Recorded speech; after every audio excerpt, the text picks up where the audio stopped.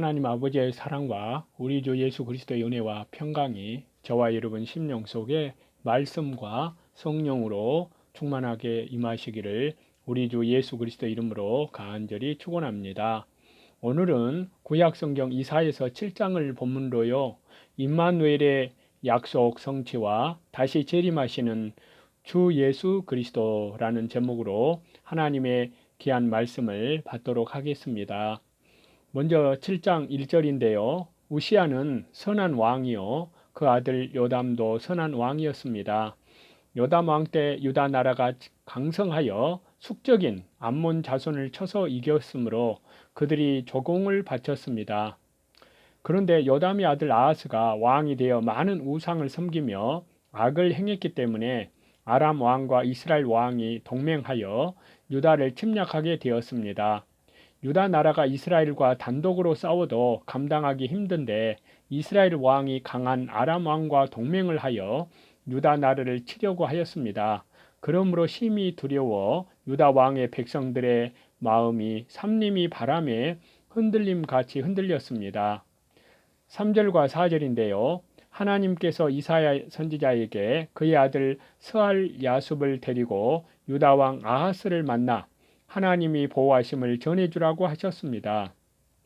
스알 야숲의 그 뜻은 남은 자가 돌아오다 라는 뜻인데요. 이사야 선지자가 자기 아들 이름을 이렇게 지은 목적은요. 환난을 당하는 유다 백성을 하나님께서 보호해 주시며 결국 회개하여 정결케 된 자들이 구원받게 된다는 것을 가르쳐주기 위함이었습니다.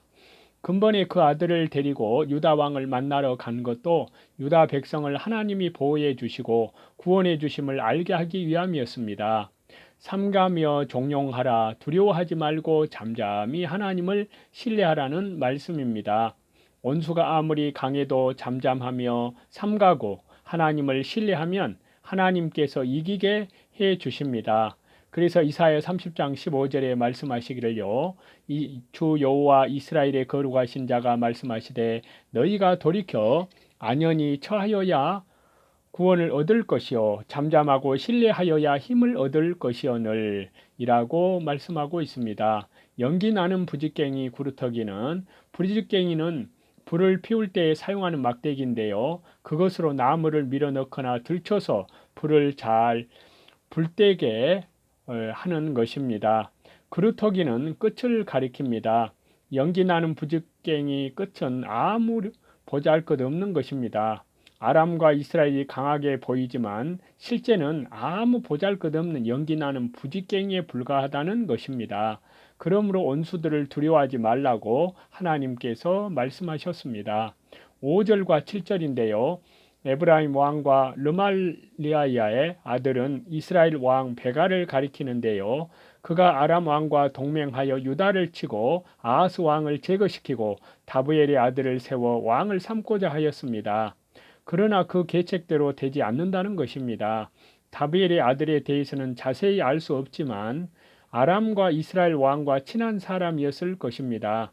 한 나라가 다른 나라를 침략해서 아주 멸망시키는 일도 있으나 보통은 왕만 제거시키고 자기들의 앞잡이를 왕이나 총독으로 세워놓은 후 그 나라를 지배하려고 합니다. 이처럼 아람과 이스라엘도 유다를 쳐서 아하스 왕을 파하고 자기의 앞잡이가 되는 다브엘의 아들을 세워서 유다의 왕을 삼고 자기 나라의 속국으로 만들겠다는 계획을 세웠던 것입니다.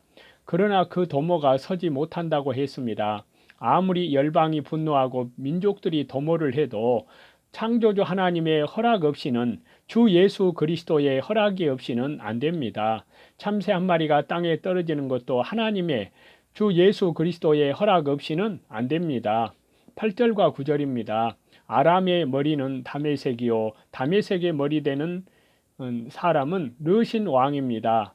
또 이스라엘의 머리는 사마리아이고 사마리아에서 머리 되는 사람은 르말리아의 아들 베가 왕입니다. 여기에 대한 신령한 뜻으로 보면요. 첫째는 하나님께서 아람의 영토는 다메섹과 그 부근 땅으로 한정시켜 놓았고 에브라임은 사마리아와 그 부근 땅으로 한정시켜 놓았기 때문에 그들이 아무리 다른 나라를 침략을 해도 그 한계 이상 영토를 확장하지 못한다는 뜻인데요. 또 두 번째는 이방 나라 아람과 타락된 교회가 합하여 참 교회를 유다를 핍박하려고 아무리 떠들지라도 그들의 머리는 사람뿐이므로 아무 힘이 없다는 것입니다. 그러나 유다의 머리는 하나님이시니 강하다는 것입니다. 사람이 어찌 하나님을 대적할 수 있겠는가요? 사람은 하나님 앞에 아무것도 아니요 피할 수밖에 없는 것입니다. 65년 내 에브라임이 패하여 다시는 나라를 이루지 못하리라. 이 예언을 할 때는 아하스 왕 2년인데요. 이때부터 65년이 되는 유다 왕 므낫세 22년으로 북이스라엘은 이미 멸망한 때입니다. 그러므로 이 예언은 아수르 왕 에살 핫돈이 에브라임 인구 중에 최후 남은 자까지 쫓아내고 그 땅의 동부아시아 사람을 데려다가 식민지를 세울 것을 말합니다. 만일 너희가 믿지 아니하면 정령이 굳게 서지 못하리라. 침략자들의 머리는 사람뿐이요 유다의 머리는 하나님이시라는 것을 믿어야만 정령 굳게 설 것이 있지만 그것을 믿지 아니하고 두려워하면 서지 못하고 넘어진다는 것입니다. 그러므로 다른 것을 보지 말고 하나님만 믿으라는 것입니다. 아무리 대적이 강하고 원수의 세력이 강하다 할지라도 하나님을 의리하고 그 말씀을 믿고 나가면 능히 이길 수가 있습니다. 성도들에게 아무리 환난 핍박이 심해도 하나님만 믿고 하나님만 의리하고 하나님만 의지하여 굳게 서면 하나님께서 모든 대적을 다 물리쳐 주십니다. 10절과 11절인데요. 하나님께서 아하스 왕에게 징조를 구하라고 하셨는데 여기서 징조는 예언이나 이적이나 확실한 증거를 말하는 것이기 때문에요. 이 말은 하나님 앞에서 확실한 증거를 구하라는 말입니다. 그 징조로 인하여 확실한 신앙을 가지고 나가라는 말입니다. 징조 가운데 제일 큰 징조는 주 예수 그리스도의 성육신과 십자가의 죽으심과 부활입니다. 이 징조 하나만 있으면 만족합니다. 이 외에 다른 징조는 다 필요가 없습니다. 12절인데요. 아하스 왕은 믿음이 있는 듯이 징조를 구하지 않겠다고 했습니다.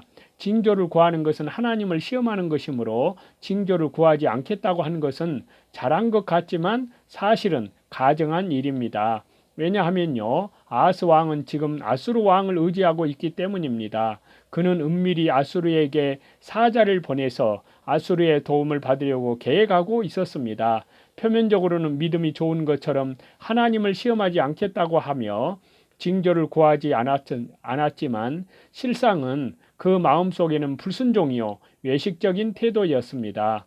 13절인데요. 다윗의 집 다윗의 계통을 이어 왕이 된 아하스와 그 왕족을 가리킵니다. 너희가 사람을 괴롭게 하고 아하스 왕과 왕족들이 하나님을 의지하지 아니하고 아수르를 의지함으로 백성들이 환난을 당했습니다. 왕이 하나님을 버렸으므로 백성들이 괴로움을 당하게 된 것입니다. 나의 하나님을 괴로우시게 하려느냐? 하나님께서 징조를 구하라고 하는데도 구하지 않고 아수르 왕을 의지하는 것은 하나님을 괴로우시게 하는 일입니다.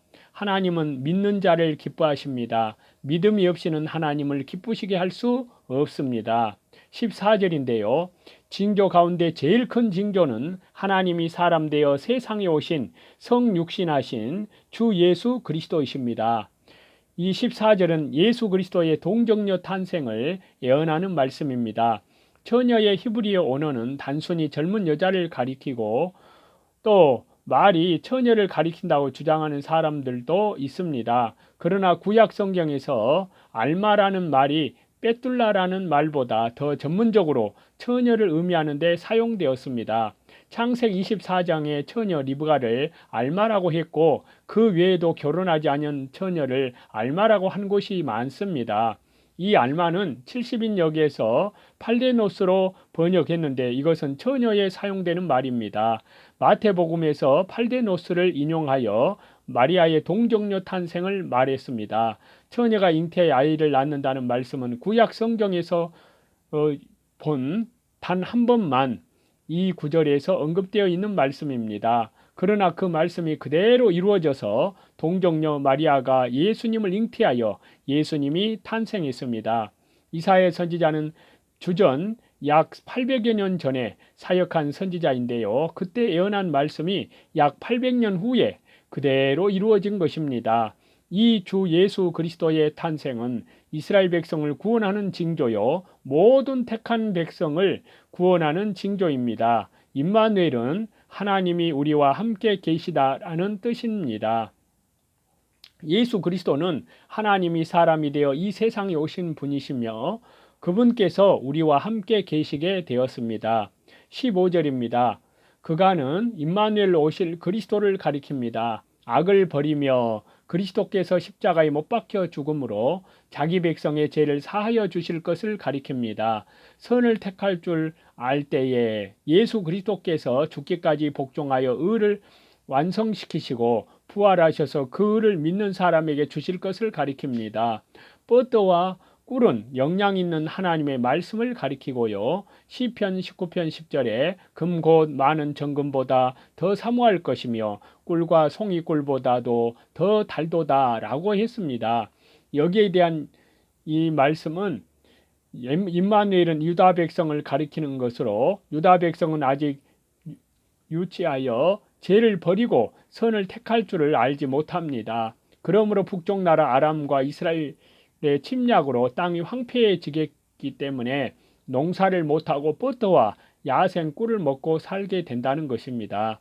16절입니다. 대저 이 아이가 악을 버리며 선을 택할 줄 알기 전에 악을 버리는 것은 그리스도께서 재림하셔서 악한 세상을 심판하실 것을 가리키고요. 선을 택한다는 것은 천년 왕국을 건설하실 것을 가리킵니다. 전에 너의 미워하는 두 왕의 땅이 패한 바 된다는 것은 천년 왕국을 건설하기 전에 하나님의 백성인 교회를 핍박하던 적그리스도 국가와 그와 합하여 참 교회를 핍박하던 세속화된 교회가 심판을 받는다는 것입니다.